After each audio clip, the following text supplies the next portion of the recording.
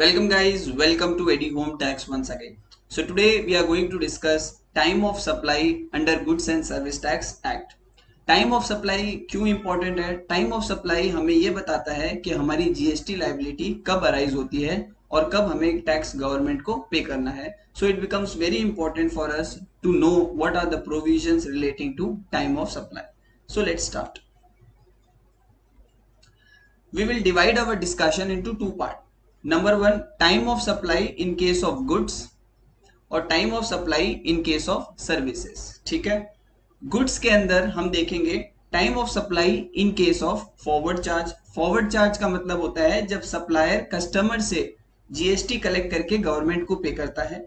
और we will see time of supply in case of reverse charge, जहां पे recipient of goods जो है वो डायरेक्टली टैक्स गवर्नमेंट को पे करता है.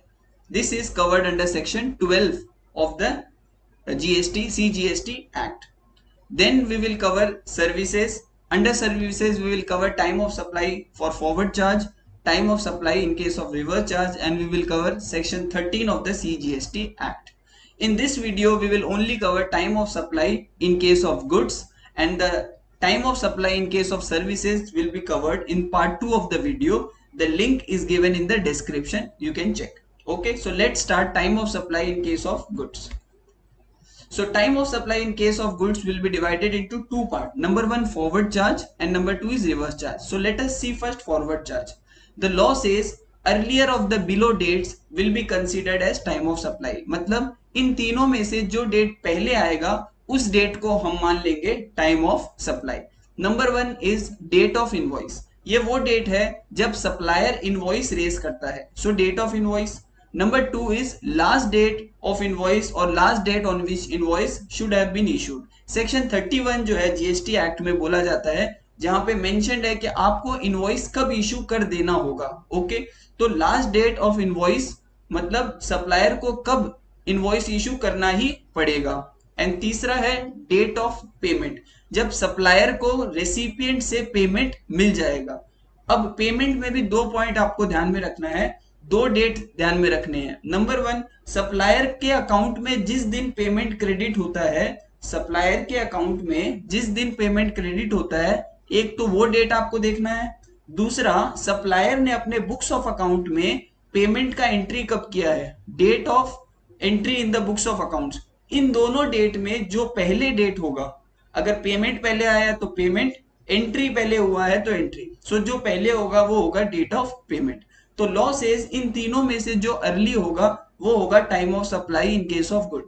फिर आया एक नोटिफिकेशन नंबर 66/2017, जिसमें ये प्रोवाइड किया गया कि एडवांस पेमेंट पे जीएसटी देने का दरकार नहीं है. मतलब अब आपको डेट ऑफ पेमेंट कंसीडर नहीं करना है. तो इन case of time of in case of supply of goods, time of supply अगर आप चेक कर रहे हैं तो आपको सिर्फ दो डेट से मतलब होना चाहिए, डेट ऑफ इनवॉइस और दूसरा last date on which invoice should have been issued. इन दोनों में से जो पहले होगा वही टाइम ऑफ सप्लाई मान लिया जाएगा. I hope this is clear.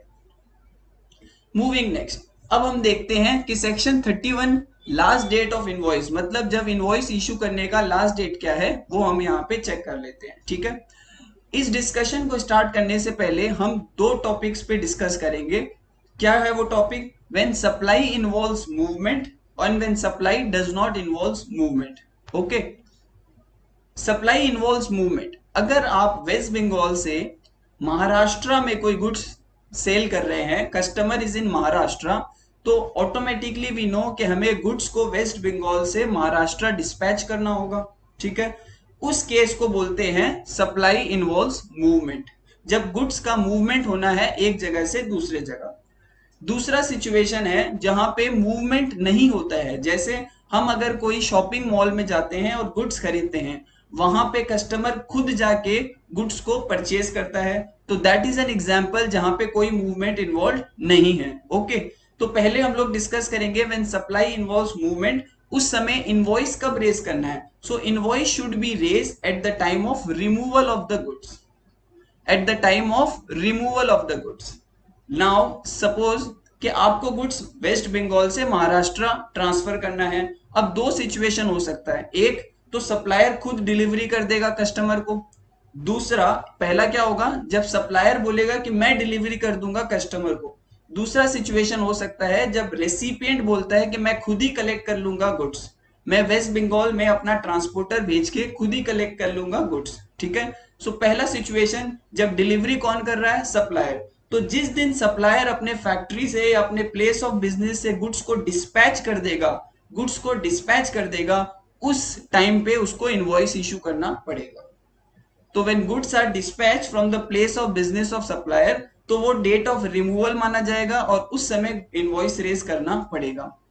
अगर डिलीवरी रेसिपिएंट बोलता है मैं खुद कलेक्ट कर लूंगा, तो जिस वक्त गुड्स को वो कलेक्ट करेगा उस समय सप्लायर को इनवॉइस रेज करना पड़ेगा। I hope this is clear. तो ये हो गया last date on which invoice should have been issue. Example से और क्लियर होगा। Suppose mister X in Gujarat gets an order from mister Y of West Bengal. Gujarat के एक सप्लायर को ऑर्डर मिलता है वेस्ट बंगाल से, ठीक है, 18 मार्च को। मिस्टर एक्स ने कहा कि डिलीवरी मैं करूंगा, और उसने 20 तारीख को mister X dispatches goods to his transporter on 20th March. 20 मार्च को गुड्स जो है वो डिस्पैच कर देता है अपने ट्रांसपोर्टर को, और ट्रांसपोर्टर गुड्स डिलीवर कर देता है 22 तारीख को। इनवॉइस इश्यू होता है 23 मार्च को। तो हमें दो डेट से मतलब है। पहला, डेट ऑफ इनवॉइस जो हमें पता है 23 मार्च। अब आता है लास्ट डेट क्या था इनवॉइस रेस करने का। तो लास्ट डेट डिसाइड कैसे करेंगे, देखेंगे कि गुड्स में मूवमेंट है कि नहीं। Yes, movement is there. Gujarat से गुड्स कहां जाएगा, वेस्ट बंगाल। तो मूवमेंट इज देयर। मूवमेंट कौन कर रहा है, सप्लायर कर रहा है। तो डेट ऑफ रिमूवल क्या होगा, जिस दिन सप्लायर गुड्स को डिस्पैच कर देगा। डिस्पैच कब किया है, 20 तारीख को। तो डिस्पैच 20 तारीख को है, तो वही मान लिया जाएगा डेट ऑफ रिमूवल। अब टाइम ऑफ सप्लाई क्या होगा, 23 मार्च डेट ऑफ इनवॉइस, और लास्ट डेट 20th मार्च। तो whichever is early is 20th मार्च। तो 20th मार्च मान लेंगे कि भैया time of supply is 20th March. I hope this is clear. अब आते हैं when supply does not involve movement. जब कोई मूवमेंट है ही नहीं। तो अगर कोई मूवमेंट नहीं है तो इनवॉइस आपको रेज करना होगा उस समय या उस समय से पहले जब गुड्स आप डिलीवर कर देंगे रेसिपिएंट को, या गुड्स अवेलेबल कर देंगे रेसिपिएंट के लिए। So invoice to be raised on और before the time when goods are delivered to recipients और goods are made available to recipient. Example से समझ सकते हैं कि मिस्टर एक्स ने अपनी गोडाउन सेल की 18 मार्च को, एक गोडाउन सेल की, और उसके अंदर जो फर्नीचर था उसको भी ट्रांसफर कर दिया। उस फर्नीचर के लिए इनवॉइस इशू किया गया 19 मार्च को। 19 मार्च को इनवॉइस, तो हमारे पास डेट ऑफ इनवॉइस आ गया। अब हमें चाहिए last date on which invoice should have been issue. Now this is the case where there is no movement, क्योंकि गोडाउन और फर्नीचर तो मूव नहीं करेगा। So there is no movement. So in case of no movement, जब goods deliver हो रहा है उस समय या उससे पहले इनवॉइस रेज करना होगा। मिस्टर एक्स ने पोजेशन 20 तारीख को दे दी। मिस्टर एक्स ने 20 तारीख को हैंडओवर कर दिया, मतलब गुड्स अवेलेबल कर दिया डिलीवरी के लिए।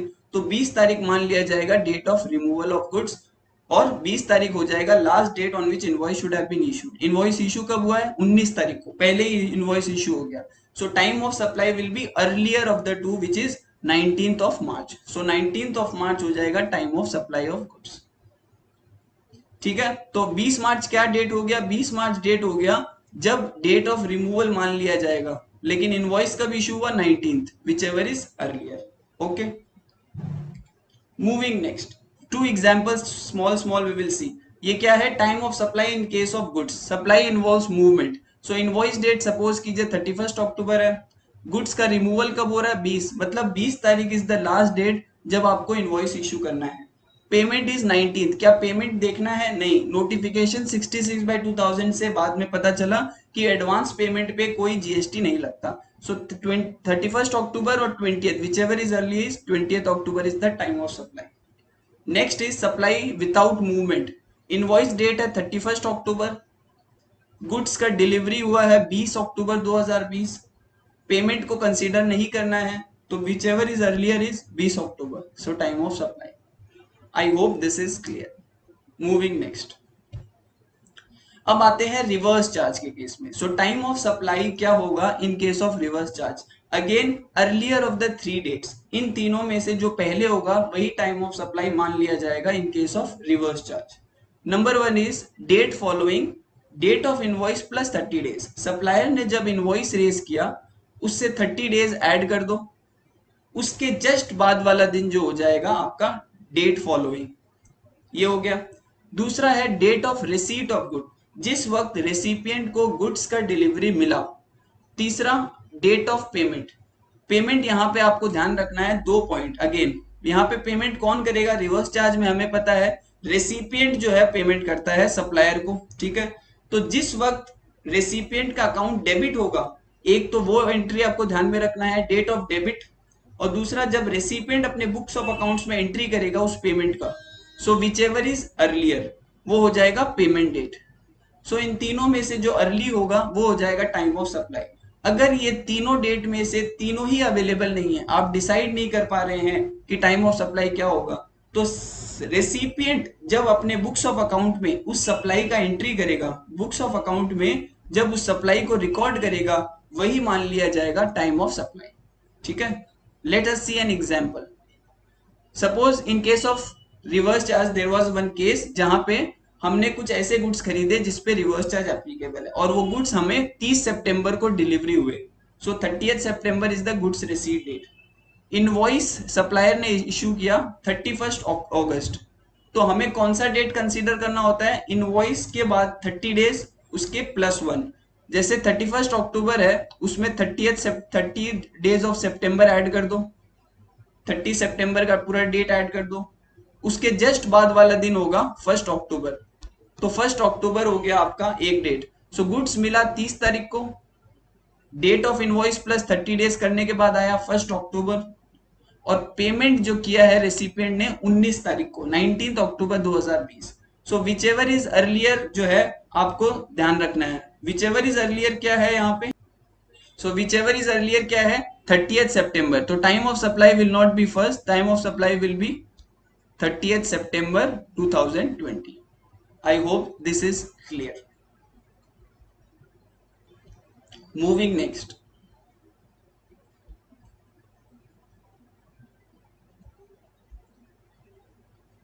Now let's talk about the continuous supply of goods. What do you mean by a continuous supply of goods? 2 point अपने को ध्यान रखना है।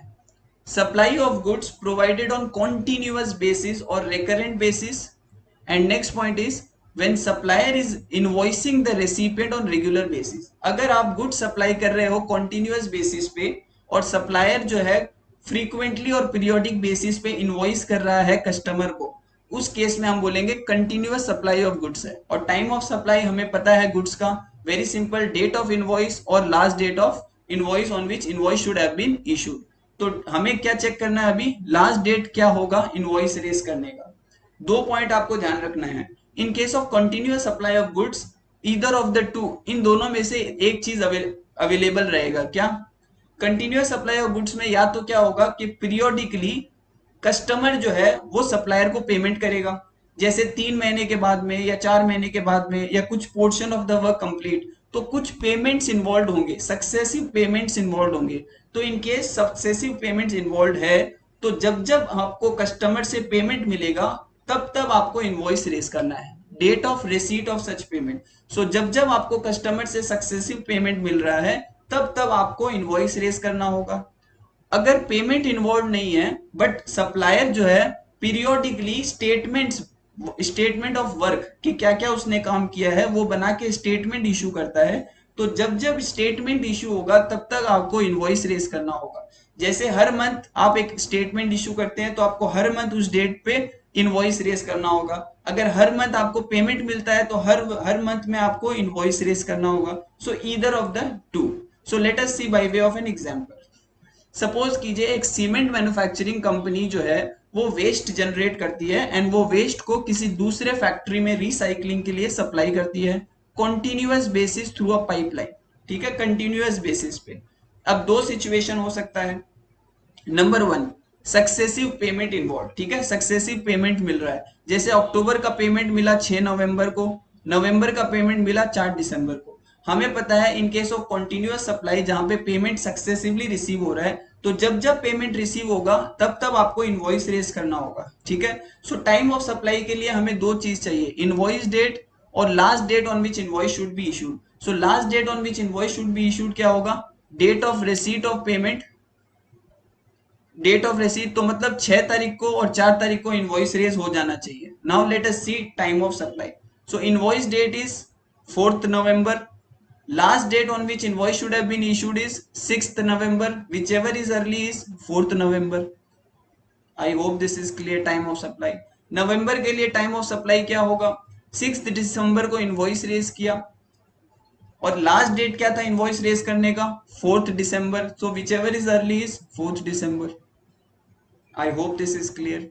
Next, successive statements issue. Suppose कीजिए दूसरा सिचुएशन है जहां पे हर मंथ कुछ स्टेटमेंट इशू करना है, तो जब जब स्टेटमेंट इशू होगा वो लास्ट डेट हो जाएगा क्या, इनवॉइस रेज करने का. लेट अस सी, अक्टूबर के लिए स्टेटमेंट इशू किया गया है 6 नवंबर को और 6 नवंबर is the last date to raise invoice, but invoice raise कब हुआ है, 4 नवंबर को ही हो गया. तो whichever is early is 4th November 2018. Time of supply. नवंबर के लिए स्टेटमेंट रेज कब हुआ है, 7 दिसंबर को. लास्ट डेट ऑफ इनवॉइस क्या है, 7 दिसंबर. और इनवॉइस रेज कब हुआ है, 9 दिसंबर को. तो whichever is early is 7 December. I hope this is clear. Moving next, goods sent or taken on approval or return basis. We all know कि समटाइम्स हम गुड्स को सप्लाई करते हैं बट सामने वाला अगर उसको एक्सेप्ट करता है तो सप्लाई होगा और रिटर्न कर देता है तो रिटर्न भी कर सकता है. सो दोनों अवेलेबल है. Supplier can accept, customer can accept the goods, customer can return the goods अगर उसको समझ में नहीं आता है. टाइम ऑफ सप्लाई तो we all know, date of invoice और last date on which invoice should have been issued. But हमें क्या चेक करना है कि लास्ट डेट क्या माना जाएगा, लास्ट डेट क्या माना जाएगा. So last date will be earlier of the following. Number 1, before or at the time of supply आपको इनवॉइस रेज करना है. 6 month from the date of removal, मतलब गुड्स आपने जब भेजा उससे 6 महीने, तो विच एवर इज अर्ली. अच्छा, नंबर 1 पॉइंट क्या है, before eight the time of supply. Supply कब माना जाएगा, सपोज आज आपने गुड्स भेजा, 2 महीने बाद उसका एक्सेप्टेंस आ गया कि हमने ये गुड्स एक्सेप्ट कर लिया है. जब एक्सेप्टेंस आता है दैट इज द डेट जब सप्लाई कंसीडर हो जाता है. ठीक है, let us see by way of an example. आपने गुड्स भेजा, कुछ गुड्स को भेजा अप्रूवल और रिटर्न बेसिस पे 1 अक्टूबर 2017. ठीक है, 6 महीने का टाइम होता है. 6 महीना आप काउंट कर लीजिए. अक्टूबर से 6 महीना क्या होगा, अक्टूबर, नवंबर, दिसंबर, जनवरी, फरवरी, मार्च. 6 महीना हो गया. 1 अप्रैल 2018 तक का टाइम है, कस्टमर इसको एक्सेप्ट कर सकता है. ठीक है, कस्टमर ने एक्सेप्ट किया 15 मई 2018, 6 महीने बाद. कस्टमर ने कब एक्सेप्ट किया, 6 महीने बाद. अच्छा, जब एक्सेप्ट किया उसी वक्त सप्लाई मान लिया जाएगा. सो 15 मई का जो डेट है उस दिन सप्लाई हुआ है. इनवॉइस डेट का है 15 मई. ठीक है, सो फर्स्ट हमें क्या देखना है, लास्ट डेट कब है इनवॉइस रेज करने का. सो लास्ट डेट है टाइम ऑफ सप्लाई से पहले विच इज 15th मई और 1 April which is 6 months from the date of removal. So earlier क्या है, 1 अप्रैल. तो 1 अप्रैल लास्ट डेट था इनवॉइस रेज करने का. इनवॉइस रेज कब हुआ है, 15 मई 2018 को. So whichever is earlier is 1 April 2018. ठीक है, I hope this is clear. Time of supply for vouchers. अच्छा, जब हम वाउचर इशू करते हैं जिसके बाद में वाउचर के बेसिस पे आपको कोई गुड्स मिलेगा, तो अगर हमें पता है कि उस वाउचर्स में क्या सप्लाई, मतलब क्या गुड्स मिलने वाला है, तो if supply is identifiable at the point of issue, तो टाइम ऑफ सप्लाई क्या होगा, date of issue of voucher. जिस दिन आप वाउचर इशू करोगे उसी दिन टाइम ऑफ सप्लाई मान लिया जाएगा. अगर हमें पता नहीं है कि क्या होगा सप्लाई, तो date of redemption of voucher, तो जिस दिन आप उस वाउचर को रिडीम करेंगे वो मान लिया जाएगा time of supply. Time of supply for interest, late fee, penalty. Suppose supplier, customer time से पेमेंट नहीं करता है तो सप्लायर कुछ उस पर लेट चार्जेस, इंटरेस्ट या पेनल्टी लगाता है, तो वो जो एक्स्ट्रा अमाउंट आपको मिल रहा है उसका टाइम ऑफ सप्लाई क्या होगा. सो टाइम ऑफ सप्लाई उसका माना जाएगा कि जिस दिन लेट, फाइन, इंटरेस्ट, पेनल्टी मिलेगा सप्लायर को, जिस दिन पेमेंट मिलेगा उस दिन टाइम ऑफ सप्लाई माना जाएगा. Date on which such addition is received. Now residuary. अगर आप टाइम ऑफ सप्लाई पिछले सारे क्लॉजेस में डिसाइड नहीं कर पाते हैं, किसी वजह से, सारे प्रोविजंस के वजह से आप डिसाइड नहीं कर पाते हैं, it's, I am not talking about difficulty, it's not about कि आपको डिफिकल्टी हो रहा था डिसाइड करने में। नहीं, it is not possible to decide time of supply by way of the previous provision. तो टाइम ऑफ सप्लाई क्या होगा? अगर आपको कोई ऐसा सप्लाई है जिसमें आपको कुछ रिटर्न फाइल करना है, रिटर्न फाइलिंग ऑब्लिगेशन है, पीरियोडिकल रिटर्न्स फाइल करना पड़ता है, तो due date for such return जो होगा वही टाइम ऑफ सप्लाई मान लिया जाएगा। ठीक है। और अदर्स के केसेस में अगर कोई रिटर्न नहीं है, कोई ड्यू डेट नहीं है, तो जिस दिन आप पेमेंट करोगे वही टाइम ऑफ सप्लाई होगा, date of payment of tax. I hope this is clear. So this was a small discussion or small explanation of the time of supply in case of goods, forward charge and reverse charge. This is part 1 of the video. The next part of the video, which is time of supply in case of services, forward charge and reverse charge in section 13, is covered in the second part of the video. The link is given in the description. If you have any doubt, please do write. We will discuss. Thank you.